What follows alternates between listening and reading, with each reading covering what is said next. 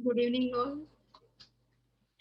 आज का मेरा टॉपिक है न्यूरोमस्कुलर इम्पेयरमेंट, यानी कि ज्ञान तंतु। जो हमारे तंत्रिका तंत्र है, वो ज्ञान तंतु की स्नायु की जो इम्पेयरमेंट है उसको न्यूरोमस्कुलर डिस्ट्रोफी या न्यूरोमस्कुलर इम्पेयरमेंट कहते हैं, जिसमें हमारे मस्तिष्क और हमारी जो करोड़रज्जु है, यानी कि हमारे पास पूरा एक तंत्र है जो हमारी संवेदनाओं को, हमारे विचारों को और हमारे जो भी हमारे मेरुदंडीय एवं मस्तिष्क दोनों में से एक इलेक्ट्रॉनिक वेव्स निकलते हैं जो हमें सब कुछ नॉलेज देते हैं। तो हमारे केंद्रीय तंत्रिका तंत्र और परिधीय तंत्रिका तंत्र दो विभाग में मानव का पूरा तंत्रिका तंत्र विभाजित है, जिसमें केंद्रीय तंत्रिका तंत्र में है मस्तिष्क एवं मेरुरज्जु है वो शामिल है। तो मेरुरज्जु है उसमें बहुत सारी तंत्रिकाएं है जो असंख्य कोशिकाओं एवं पेशियों से बनती है। तो 12 जोड़ी मस्तिष्क की सुषुम्ना एवं 31 जोड़ी मेरुदंडीय सुषुम्ना पाई जाती है। जैसे कि आप स्क्रीन पे देख रहे हैं कि ये हमारा स्पाइनल कॉर्ड है। तो ये स्पाइनल कॉर्ड केंद्रीय तंत्रिका तंत्र है, इसका एक भाग है जो वर्टेब्रल कैनाल से होकर जाता है और मस्तिष्क के जो अलग अलग पार्ट्स है, जैसे कि फोरामेन, मैग्नम के ऊपर से मेडुला, आंवला गाटा, ये सब मस्तिष्क के पार्ट्स है, उसका नाम है, वहां से ये गुजरती है। और वयस्क व्यक्ति में 18 इंच लंबी ये स्पाइनल कॉर्ड यानी कि मेरुरज्जु होती है। हमें देखना है कि ये पेशीय दुर्विकार यानी कि न्यूरोमस्कुलर इम्पेयरमेंट है क्या। तो हमारी जो पेशीय एवं हमारी कोशिकाएं है, हमारी पेशियां है, उसमें जो इम्पेयरमेंट आती है वो सिकुड़ जाती है, उसमें क्षीणता आती है। इसकी वजह से बहुत सारी डिफिकल्टीज, बहुत सारी समस्याएं आती है। तो ये पेशीय दुर्विकार का अर्थ होता है कि शक्ति क्षीण होना एवं पेशीय जो हमारी मांसपेशियां है उसमें अपक्षय होना। ये एक आनुवंशिक रोगों का समूह है, कोई एक रोग नहीं है, उसमें बहुत सारे रोग आते हैं, बहुत सारे इम्पेयरमेंट आते हैं, जिसमें हम आगे देखेंगे। जो गति को नियंत्रित करने वाली जो हमारी कंकालीय पेशियां होती है वो सिकुड़ जाती है, छींच जाती है, तो उसको हम पेशीय दुर्विकार कहते हैं। तो ये हमारा स्पाइनल कॉर्ड है। जो स्नायु मांसपेशीय विकलांगता यानी कि न्यूरोमस्कुलर इम्पेयरमेंट है, इसके अंतर्गत अलग अलग प्रकार की डिसेबिलिटीज, विकलांगता आती है, जिसमें है मस्तिष्कीय पक्षाघात यानी कि सेरेब्रल पाल्सी, मांसपेशीय क्षरण, मस्कुलर डिस्ट्रोफी हम उसको कहते हैं, फिर है द्विशाखी रीढ़, सेरेब्रोवेस्कुलर दुर्घटना और पोलियोमाइलिटिस। यानी कि ये 5 प्रकार की डिसेबिलिटीज के बारे में, विकलांगता के बारे में हम पढ़ेंगे, जिसमें हम पहला लेते हैं सेरेब्रल पाल्सी। यानी कि सेरेब्रल पाल्सी क्या है। आप लोगों ने देखा होगा कि सेरेब्रल पाल्सी वाले बच्चे कैसे होते हैं, उनको कौन कौन सी समस्या होती है। जैसे कि आप ये पिक्चर देख रहे हैं जिसमें ये बच्चा है वो सेरेब्रल पाल्सी ग्रसित है। जो उसके मांसपेशी कमजोर होती है, उसके मुंह से लार निकलती है, उसके पैरों में बैलेंस नहीं रहता है, वो चल फिर नहीं सकते हैं अच्छी तरह से, यानी कि अपनी आप उसको किसी का सहारा चाहिए। तो ये सब सिम्टम्स है वो सेरेब्रल पाल्सी में होते हैं। तो उसको हिंदी में मस्तिष्क पक्षाघात कहते हैं। जो एक समूह के लिए यानी कि जिसको सेरेब्रल पाल्सी है उसकी गतिविधि एवं हाव भाव को वो नियंत्रित नहीं कर पाते, यानी कि उसको प्रभावित करते हैं। और गतिविधि को यानी कि उसको कहीं जाना है, कुछ उठाना है, लेना है, पकड़ना है, तो उसकी जो भी गतिविधि है उसको नियंत्रित करने वाले जो मस्तिष्क के हिस्से है, यानी कि हमने आगे भी देखे थे मस्तिष्क के अलग अलग पार्ट से, तो उसको नुकसान होने की वजह से वो उस पर नियंत्रण नहीं कर पाते हैं।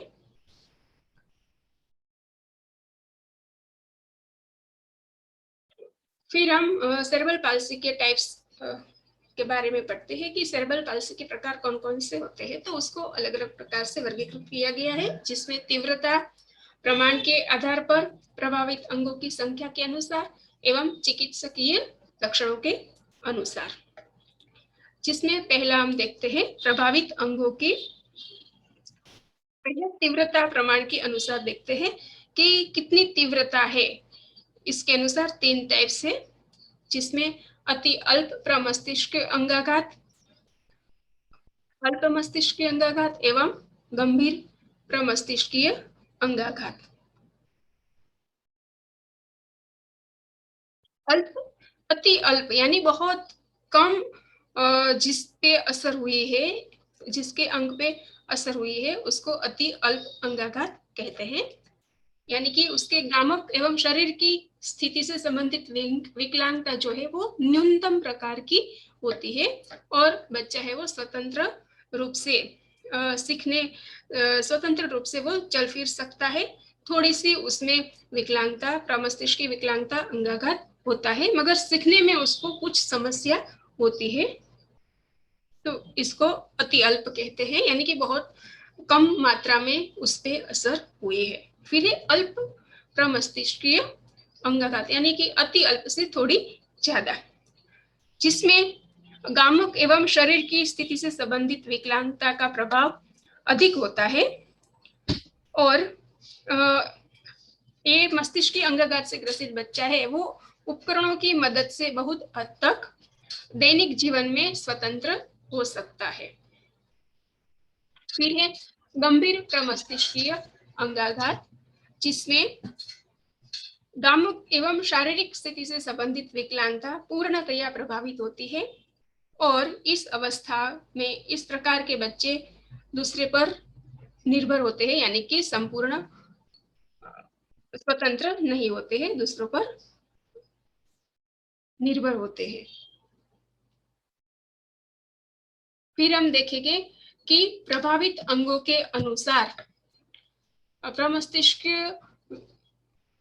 अंगाघात यानी कि सीपी का जो टाइप्स है उसमें ये 4 प्रकार है, डीप डिप्लेजिया, हेमीप्लेजिया, क्वाड्रिप्लेजिया एंड मोनोप्लेजिया।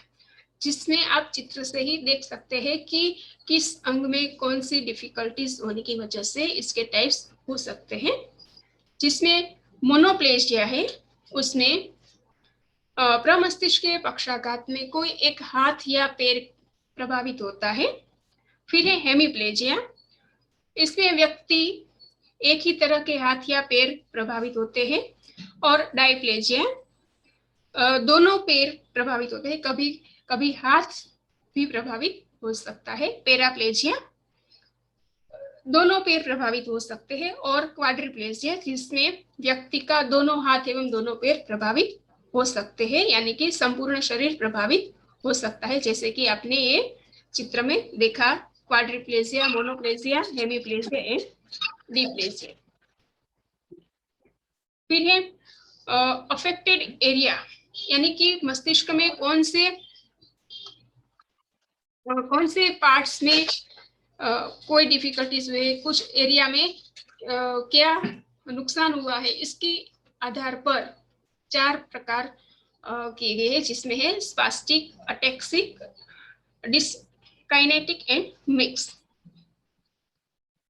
हम स्पास्टिक के बारे में पढ़ते हैं, तो स्पास्टिक यानी कि जो भी मांसपेशियां है वो सुस्त एवं अकड़ जाती है सुस्त रूप से, और गति बढ़ने के साथ मांसपेशियों में तनाव बढ़ने लगता है, जिससे बच्चे में क्रोध एवं उत्तेजना की जब स्थिति आती है तब उसकी मांसपेशियां है उसमें तनाव बढ़ जाता है, कड़ापन आ जाता है, और पीठ के बल लेटने पर भी बच्चों का सिर है वो एक तरह से घुमा हुआ होता है और अंदर की तरफ मुड़ा हुआ होता है। फिर एथेटोसिस, जिसमें अनियंत्रित गति से बच्चा अपनी इच्छा से कोई अंग का संचालन करना चाहता है तो उसका शरीर अनियंत्रित गति करने लगता है, यानी कि वो अपनी इच्छा से गति नहीं कर सकता है और इसकी मांसपेशियां है उसमें लगातार तनाव बढ़ता जाता है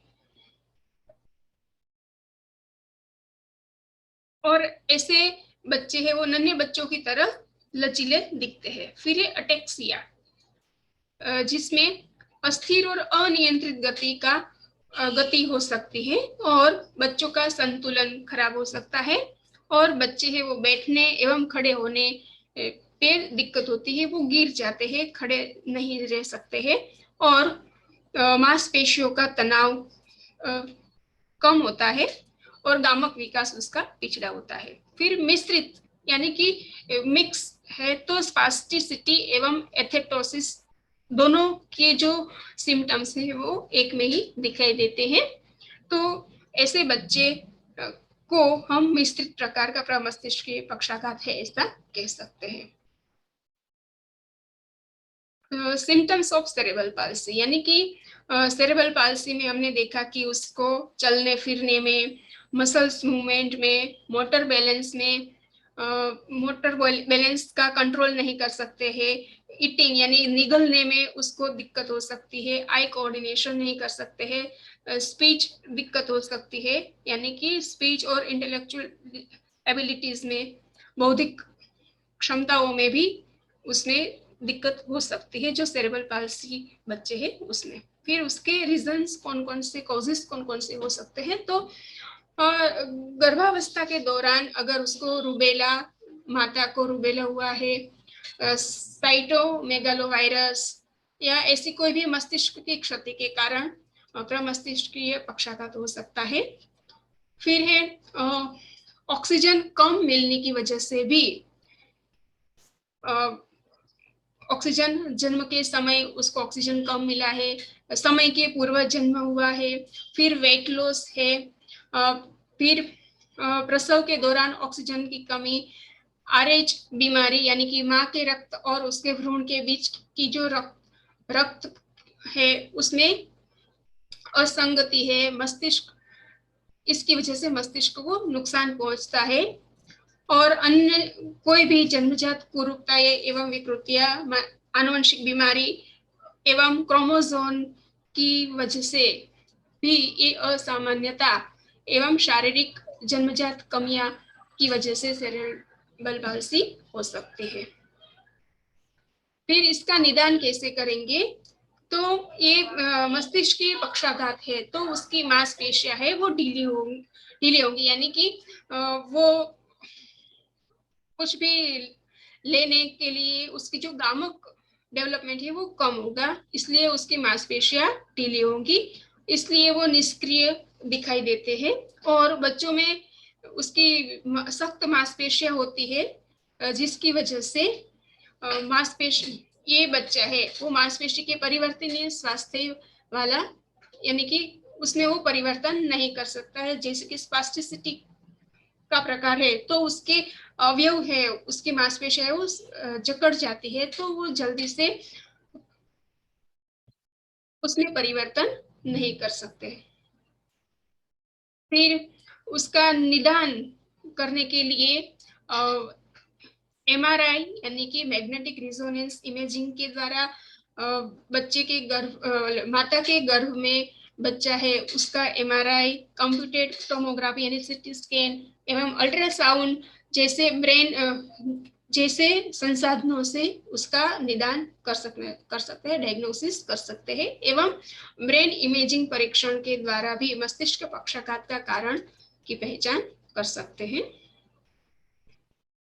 फिर उसकी ट्रीटमेंट क्या क्या हो सकती है, तो physical therapy, surgery, medication, stem cell injection एवं अदर अल्टरनेटिव थेरापीज।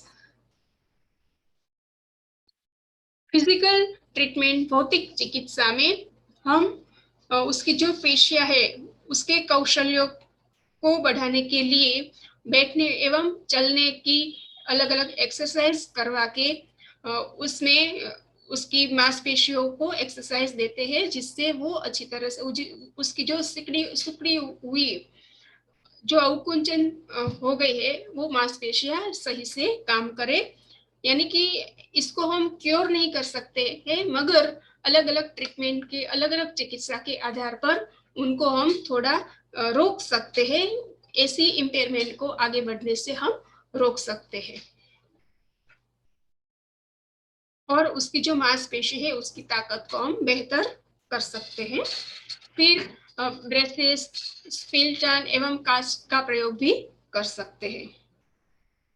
एवं अगर जरूरत पड़े तो मांसपेशियों की सर्जरी भी कर सकते हैं, हो सकती है कि जिससे बच्चे की जो मांसपेशियां ज्यादा सिकुड़ गई है या कोई दिक्कत आती है तो उसकी सर्जरी करवा सकते हैं। फिर है व्यावसायिक चिकित्सा, यानी कि उसके हाथों के कार्यों में सुधार हेतु ये व्यावसायिक चिकित्सा की जाती है, जिसमें तंत्रिका रोधक, यानी कि जो भी पेशियों में ज्यादा तनाव हो रहा है, ऐसे तंत्रिका रोधक सुई या शल्य चिकित्सा के द्वारा सही समय पर इसको करने से बच्चे को हम ऐसे छोटे छोटे कार्य सिखाने हैं तो हम व्यावसायिक चिकित्सा दे सकते हैं, यानी कि वो हाथों से कोई कार्य कर सकते हैं। फिर इस अगर इसके निदान और उपचार एवं हमें प्रिवेंशन करना है तो टॉर्च चिकित्सा के आधार पर भी, टॉर्च थेरेपी के आधार पर भी उसका प्रिवेंशन कर सकते हैं। फिर है उसका शैक्षणिक प्रबंधन, यानी कि अगर ऐसे सीपी बच्चे हैं तो उसको स्पेशल स्कूल में भेजेंगे, स्पेशल ट्रेनिंग देंगे, यानी कि 1-to-1 उसको 1 टीचर 1 स्टूडेंट के हिसाब से उसको एजुकेशन दिया जाएगा। स्पेशल स्कूल फिर इंक्लूसिव स्कूल दोनों में उसका शैक्षणिक प्रबंधन हो सकता है, ये बच्चा पढ़ सकता है। इसका IQ नॉर्मल भी हो सकता है, हाई भी हो सकता है। ऐसा नहीं है कि सीपी बच्चे हैं तो वो इंटेलेक्चुअल डिसेबल ही है, मगर इनमें मांसपेशीय क्षरण है, यानी कि उसकी मांसपेशियां सही से काम नहीं कर रही, इसलिए वो आगे काम नहीं कर पा रहे हैं। तो ऐसे स्पेशल बच्चे हैं वो शिक्षा में भी आगे बढ़ सकते हैं। फिर दूसरा टॉपिक है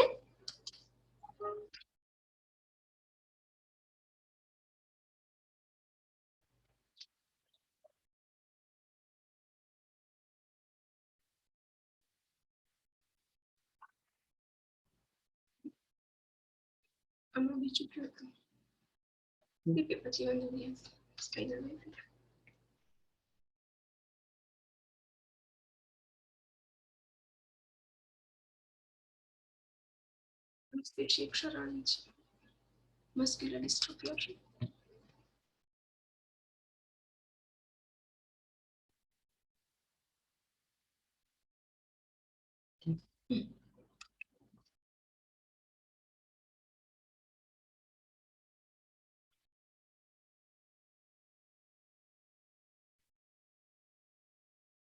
और दूसरा है स्नायु मांसपेशी विकलांगता का दूसरा प्रकार है मांसपेशीय क्षरण, यानी कि मस्कुलर डिस्ट्रोफी।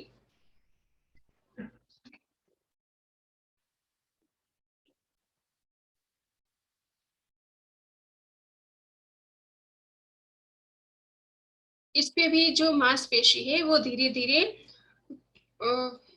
कमजोर होने लगती है और ऐसे मस्कुलर डिस्ट्रोफी वाले बच्चे हैं उसको चलने फिरने उठने बैठने में परेशानी होती है और इसका विकास है वो मांसपेशियों का विकास रुक जाता है और स्केलेटन मसल्स, यानी कि जो कंकालीय पेशियां है वो नष्ट होने लगती है और उसकी मांसपेशियां कमजोर होने लगती है, जिससे उसका मस्तिष्क एवं स्नायु तंत्र के मध्य उसका सामंजस्य है वो बिगड़ने लगता है और प्रोटीन बनने की क्रिया है वो बाधित होने लगती है। उसको मांसपेशीय क्षरण कहते हैं, मस्कुलर डिस्ट्रोफी। मस्कुलर डिस्ट्रोफी के अलग अलग प्रकार से, जिसमें है Duchenne Becker, myotonic, congenital, limb girdle, facio scapular, ये अलग अलग है, हम आगे देखते हैं इसके बारे में। ये है मस्कुलर डिस्ट्रोफी का पहला, डचेन मस्कुलर डिस्ट्रोफी, जिसमें आप चित्र देख सकते हैं कि उसकी मसल्स है वो धीरे धीरे कमजोर होती जाती है, उसकी मसल्स कम का क्षरण हो जाता है, यानी कि वो नष्ट होती जाती है। तो 5 साल से कम उम्र के बच्चे में ये होती है और 12 साल की उम्र में ही चलने फिरने में भी असमर्थ हो जाते हैं, यानी कि सबसे ज्यादा असर, यानी कि सबसे सबसे ज्यादा ये डचेन मस्कुलर डिस्ट्रोफी है वो ज्यादा असर वाली है, ज्यादा गंभीर है। तो ऐसे बच्चों को उम्र बढ़ती उम्र में काफी शारीरिक परेशानियों का सामना करना पड़ता है और सांस लेने में भी परेशानी होती है। दूसरा है बेकर मस्कुलर डिस्ट्रोफी, जिसमें जो उसके पैर है वो नीचे के पैर है वो ज्यादा उसकी मांसपेशियां इसमें ज्यादा हो जाती हैं। तो ये डचेन मस्कुलर से थोड़ी ऐसे ही वो है, मगर उसमें धीरे धीरे विकास होता है, जल्दी से नहीं होता है। फिर है मायोटोनिक मस्कुलर डिस्ट्रोफी, इसमें पैर, हाथ, चेहरे, दिल की बीमारी और मोतियाबिंद जैसी परेशानी हो सकती है और पुरुषों में ज्यादा होती है। फिर एक कॉन्जेनाइटल, जिसमें जन्म से 2 वर्ष की आयु में ये मस्कुलर डिस्ट्रोफी है वो शुरू हो जाती है और दोनों में होती है, लड़के और लड़कियों दोनों में ये हो सकती है।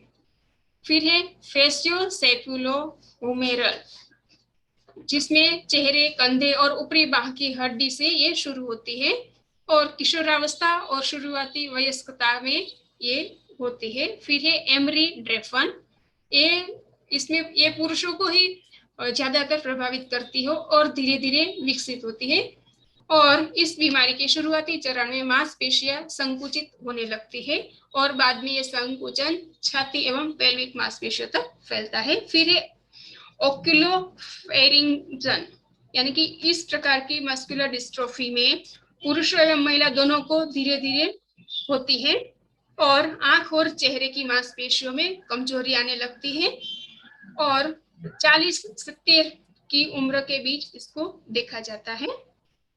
फिर है लिम्ब गर्डन, जिसमें कंधे की मांसपेशियां सबसे पहले प्रभावित होती है और आगे हाथ और पैरों तक ये फैल जाती है और आधी उम्र तक से लेकर वयस्क होने तक लोग सबसे अधिक इसमें पीड़ित होते हैं। फिर डिस्टल, जिसमें बाह की कलाई, हाथों, निचले पैरों और पैरों की मांसपेशियों को प्रभावित करता है और पुरुष और महिला दोनों में ये दिखाई देता है। इसके कारण कौन कौन सी समस्याएं हो सकती है मस्कुलर डिस्ट्रोफी की वजह से, जैसे कि हृदय संबंधी समस्याएं, चलने में समस्याएं, सांस लेने में, रीढ़ की हड्डी का कठोर होना एवं निगलने की समस्या हो सकती है।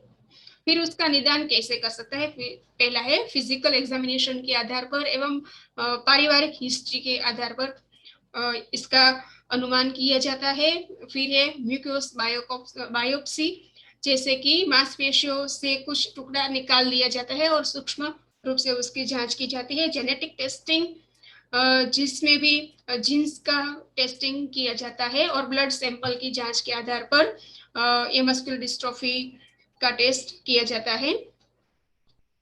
फिर एंजाइम, जिसमें है रक्त में क्रिएटिन किनासे यानी कि सीके छोड़ती है, तो रक्त में किसी भी अन्य मांसपेशियों की उपस्थिति के बिना उसका उच्च स्तर मस्कुलर डिस्ट्रोफी का संकेत देता है। तो ये भी एक प्रकार का टेस्ट है।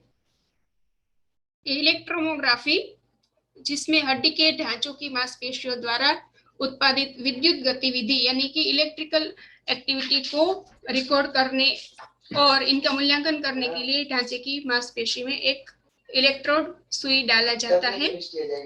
फेफड़ों की निगरानी की जाती है, हृदय की निगरानी की जाती है, यानी कि उसके हृदय के कार्यों का पता लगाया जाता है। तो इसके आधार पर मस्कुलर डिस्ट्रोफी है या नहीं ये देखा जाता है।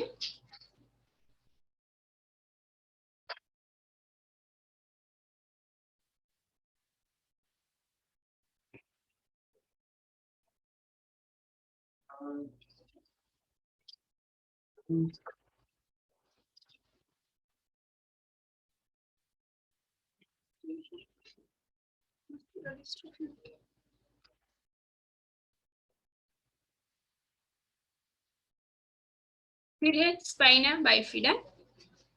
स्पाइना यानी कि हमारा जो स्पाइनल कॉर्ड है, इसमें दो पार्ट्स बन जाते हैं, यानी कि बाइफिडा, द्विशाखी रीढ़, उसको हिंदी में द्विशाखी रीढ़ बोलते हैं। यानी कि दरार युक्त रीढ़ या मेरु रज्जु का पूरी तरह घिरा न होना, उसको स्पाइनल बाइफिडा कहते हैं। जिसमें दरार की वजह से नीचे की पेशियां कमजोर हो जाती है और नीचे के हिस्से में लकवा हो जाता है, जिससे संवेदनशीलता है वो हमारी कम हो खत्म हो जाती है। तो ये है हमारा स्पाइनल कॉर्ड। जैसे भी पहले भी हमने देखा था कि ये स्पाइनल कॉर्ड है, हमारी मेरुरज्जु है, तो उसने ये एक थैली जैसे बाहर से निकल जाता है। ये दूसरा पिक्चर है, उसमें जो डेवलपमेंट होता है, हम बच्चा जब गर्भ में होता है तब पहले महीने में, यानी कि 21 दिवस का जो बच्चा है उसका स्पाइनल कॉर्ड पहला दिखाई देता है, तो वो धीरे धीरे बंद होता जा रहा है, डेवलपिंग स्पाइनल कॉर्ड है। और 22 दिवस में ये थोड़ा बंद हो गया, फिर ये थोड़ा सा खुला रहता है, तो उसको स्पाइनल बाइफिडा कहते हैं, यानी कि वो पूरी तरह से बंद नहीं हुआ है। इसकी वजह से अंदर, इसकी वजह से ये खुला रहता है, इसकी वजह से अंदर की जो हड्डी है, वो हड्डी का कॉलम पूरी तरह से बंद नहीं होता है और नसों और रीढ़ की हड्डी को नुकसान पहुंचा सकता है। ठीक है, तो ये है एक न्यूरल दोष है। स्पाइनल बाइफिडा एक न्यूरल दोष है जो भ्रूण के मस्तिष्क एवं रीढ़ की हड्डी को प्रभावित करता है। जब ये गर्भावस्था में पहले महीने के दौरान भ्रूण के रीढ़ की हड्डी का कॉलम पूरी तरह से बंद नहीं होता है, उसको हम स्पाइनल बाइफिडा कहते हैं। ठीक है, ये समझ में आ गया होगा। फिर आगे देखते हैं।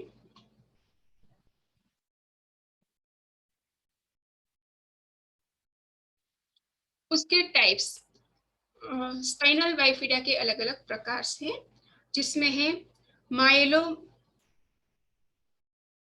विंगोसिसेल, ये नाम है इसका, जिसमें ये गंभीर प्रकार है, जिसमें बच्चे की पीठ से तरल पदार्थ की एक थैली बाहर निकल आती है और भ्रूण के स्पाइनल कॉर्ड और नसों का हिस्सा इस थैली में ही होता है, यानी कि वो वहां पे जगह है जहाँ पे स्पाइनल कॉर्ड पे, वहां से वो बाहर निकल आता है और भ्रूण के स्पाइनल कॉर्ड और नसों का हिस्सा है वो उस थैली में आ जाता है, बाहर निकल जाता है और जो क्षतिग्रस्त वो हो जाता है। और इस प्रकार का जो स्पाइनल बाइफिडा है वो मध्यम से लेकर गंभीर हो सकता है, यानी ये सबसे गंभीर है। माइलो मिंगोसिसेल प्रकार का जो स्पाइनल बाइफिडा है वो सबसे गंभीर प्रकार है।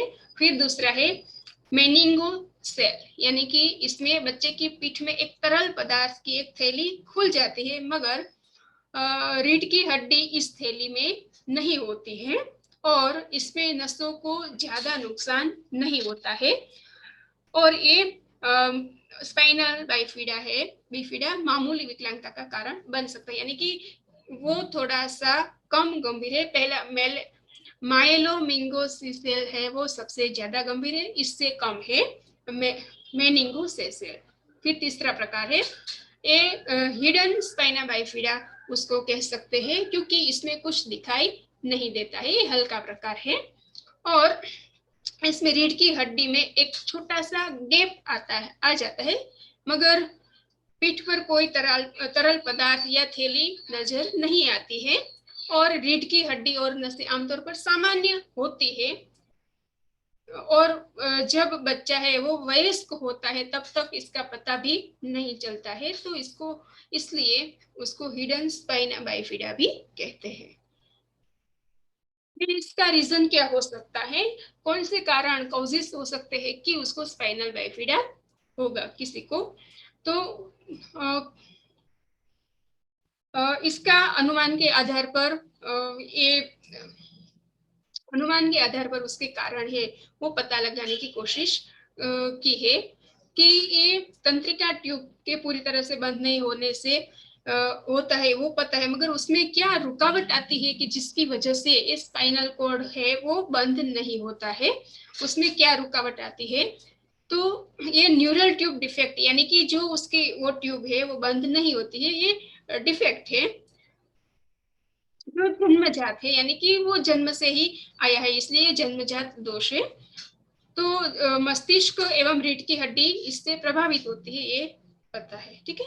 इसके कुछ अनुमान के आधार पर ये रीजन पाए गए हैं, जिसमें आनुवंशिक हो सकते हैं, फिर गर्भावस्था के दौरान कोई पोषक खाद्य पदार्थों की कमी की वजह से हो सकता है, शराब का सेवन, कैफीन का सेवन, शरीर में विटामिन सी, बी, जिंक व फोलिन की कमी की वजह से हो सकता है, वातावरणीय कारक जैसे कि वायु प्रदूषण, कीटनाशक का उपयोग, मधुमेह, मोटापा, एवं एक ऐसा भी रिसर्च है कि जब फोलिक एसिड गर्भावस्था के दरमियान फोलिक एसिड की कमी हो तो भी ये स्पाइनल बाइफिडा हो सकता है, ठीक है।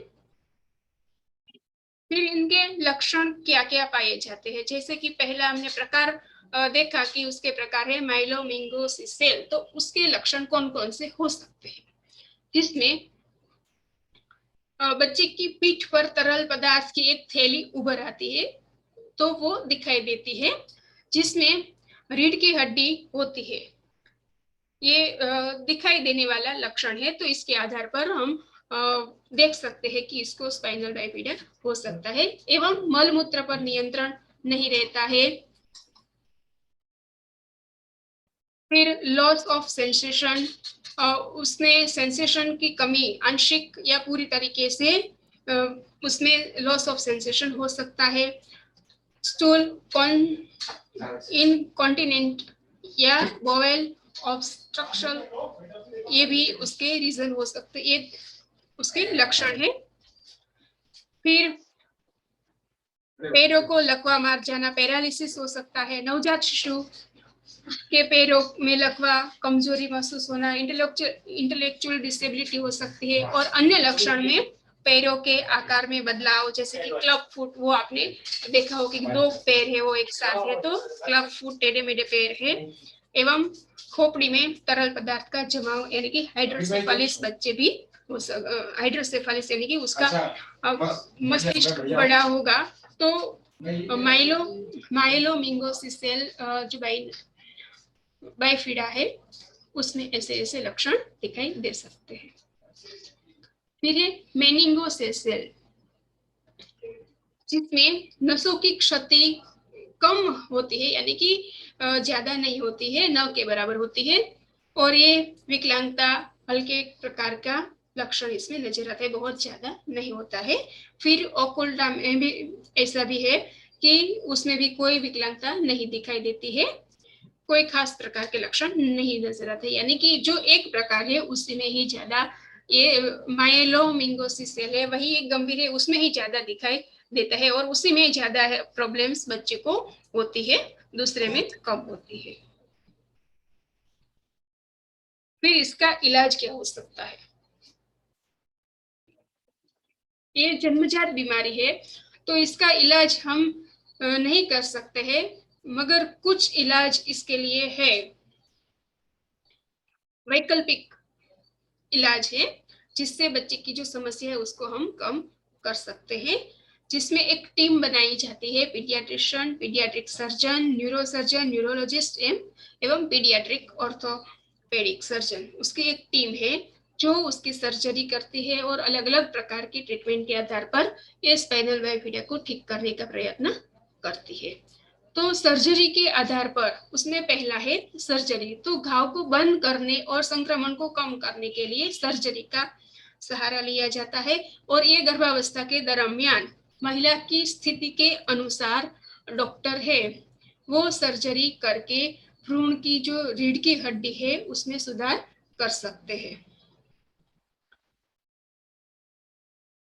फिर जन्म के बाद extra urine post birth spinal surgery, यानी कि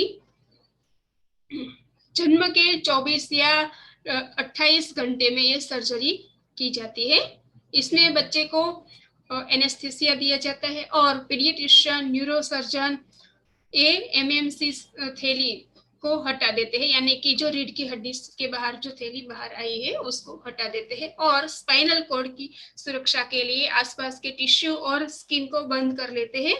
और सर्जरी के बाद बच्चे को न्यूबॉर्न इंटेंसिव केयर यूनिट में रखा जाता है, यानी कि जन्म के बाद उसको 24 से 28 घंटे में ये सर्जरी की जाती है, जिससे जो बाहर थैली आई है स्पाइनल कॉर्ड से उसको हटा के फिर वहां पे टिश्यू लगा के सर्जरी की जाती है।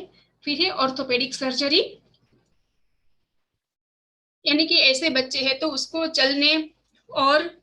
चलने में सुधार करने के लिए पैरों का ऑपरेशन की अगर जरूरत है तो ऑपरेशन के बाद फिजियोथेरेपी की सलाह, यानी कि ऑपरेशन के बाद भी बच्चा अच्छी तरह से चल सके इसके लिए फिजियोथेरेपी की सलाह के अनुसार उसको एक्सरसाइज देके ऑर्थोपेडिक सर्जरी करके फिर उसको सही करने का प्रयत्न किया जाता है। फिर व्हील चेयर, अगर कोई सर्जरी से या कोई ट्रीटमेंट कोई भी थेरेपी से वो सही नहीं होते हैं तो उसका वैकल्पिक इलाज ये है कि उसको व्हील चेयर दी जाए, क्योंकि ऐसे बच्चे अगर चल फिर नहीं सकते हैं तो उसको चलने में कठिनाई है तो उसकी सर्जरी नहीं हो सकती है, तो उसके लिए सहायक साधन के रूप में एक जगह से दूसरी जगह जाने के लिए व्हील चेयर का सहारा ले सकते हैं और जो उसकी समस्या है उसका थोड़ा सा समाधान इससे कर सकते हैं। फिर है आहार एवं एनीमा, यानी कि ऐसे बच्चे हैं तो उसको मल त्याग करने में मुश्किल होती है क्योंकि उसका स्नायुओं का संकोचन नहीं होता है, संकोचन और उसके स्नायु है वो निर्बल हुए हैं क्योंकि वो स्पाइनल में उसको डिफिकल्टी से स्पाइनल कोड में, तो इसके लिए उसको एनीमा एवं ऐसे आहार दिए जाते हैं कि उस वो आसानी से मल त्याग कर सके। फिर ये मूत्राशय की सर्जरी,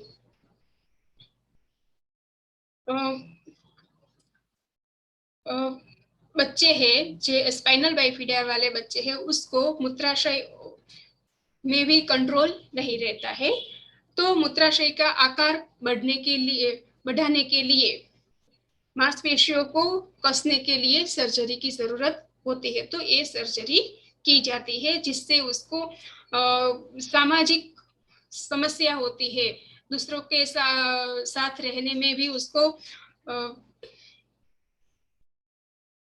भावना होती है कि वो अच्छी तरह से अपना काम नहीं कर पाते हैं, उस पर नियंत्रण नहीं कर पाते हैं, तो यूरिनरी इनकॉन्टिनेंस से बचाव के लिए मूत्राशय का आकार बढ़ाने के लिए सर्जरी की जाती है।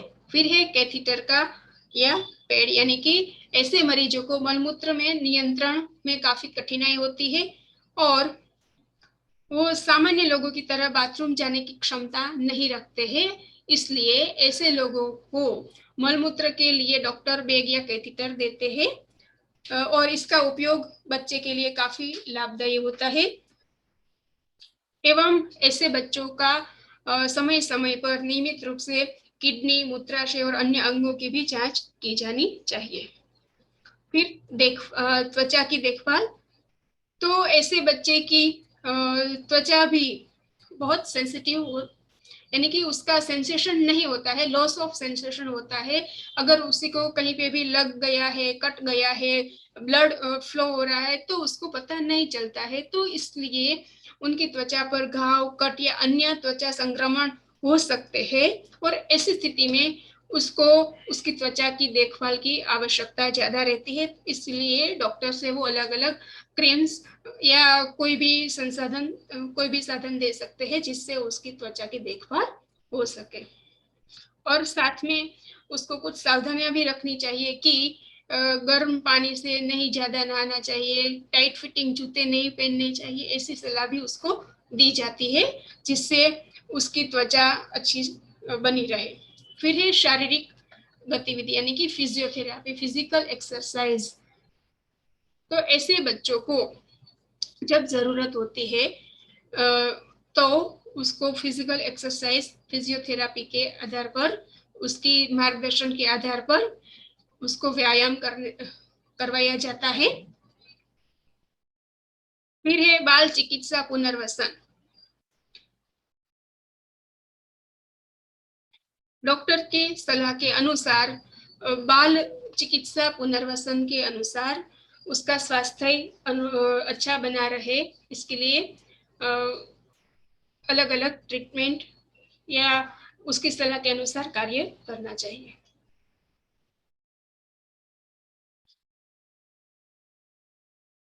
फिर अल्ट्रासाउंड, जैसे कि हम सबको पता है कि बच्चा गर्भ में होता है तब हम उसका मूवमेंट क्या है, उसका डेवलपमेंट कितना हुआ है, उसमें कोई डिफिकल्टीज है या नहीं है, कोई विकलांगता है या नहीं, वो हम पता कर सकते हैं। तो अल्ट्रासाउंड के आधार पर भी जब बच्चा गर्भ में होता है तब डॉक्टर्स है वो अल्ट्रासाउंड के आधार पर शिशु में स्पाइनल बाइफिडा है या नहीं उसका पता कर सकते हैं। और अन्य कारणों से बच्चे में एएफपी का उच्च स्तर हुआ है या नहीं, ये भी टेस्ट से पता कर सकते हैं। फिर है एमनियोसेंटेसिस, यानी कि बच्चा जब गर्भ में है तब उसके आसपास का जो द्रव्य है उसके बारे में पता कर सकते हैं। और इसका एक छोटा सा नमूना लेकर उसमें एएफपी, यानी कि ये एक द्रव्य है, एक प्रोटीन है, वो कितना है, इसका स्तर कितना है, ज्यादा है या कम है, उसका पता करते हैं। फिर जन्म के बाद उसका निदान कैसे करेंगे, वो भी हमने आगे देखा कि उसके पीठ में एक थैली होती है, तो उसके आधार पर या अलग अलग सिम्टम्स के आधार पर हम उसका निदान कर सकते हैं। तो बच्चे की पीठ पर बालों का एक पैच या डिंपल होता है जो बच्चे के जन्म के बाद पहली बार दिखाई देता है। और बच्चे की रीढ़ और पीठ की हड्डियों के बारे में हमें ज्यादा जानकारी के लिए एक्सरे, एमआरआई या सीटी स्कैन कर सकते हैं कि ये किसकी वजह से ऐसा हुआ है, रीढ़ की हड्डी या और कोई वजह से ऐसा पेच या ऐसे बाल दिखाई देते हैं। फिर है इसका बचाव कैसे करेंगे। इसमें देखा गया है कि महिलाओं को हर दिन 400 माइक्रोग्राम फोलिक एसिड की आवश्यकता होती है जब वो गर्भावस्था के दौरान होती है तब। तो उनको जितना चाहिए इतना फोलिक एसिड लेना चाहिए और डॉक्टर की सलाह के अनुसार जो भी न्यूट्रिशन की आवश्यकता है वो सभी दवाइयाँ ले लेनी चाहिए। और राष्ट्रीय स्वास्थ्य एवं चिकित्सा अनुसंधान के अनुसार भी उसने कहा है कि 0.5 मिलीग्राम फोलिक एसिड रोजाना की उसकी आवश्यकता होती है, तो ये उनको लेना चाहिए, जिससे जो ये विकलांगता है वो उनसे हम बच सकते हैं। एवं मधुमेह एवं मोटापे की परेशानी है तो भी इस स्थिति को नियंत्रण में रखने के लिए डॉक्टर द्वारा निर्धारित की गई दवाइयों का समय पर सेवन करना चाहिए। तापमान से बचना चाहिए। बुखार या अन्य बीमारी है तो उसका भी तात्कालिक समय पे उसको सही करना चाहिए। ठीक है, ये है स्पाइनल बाइफिडा।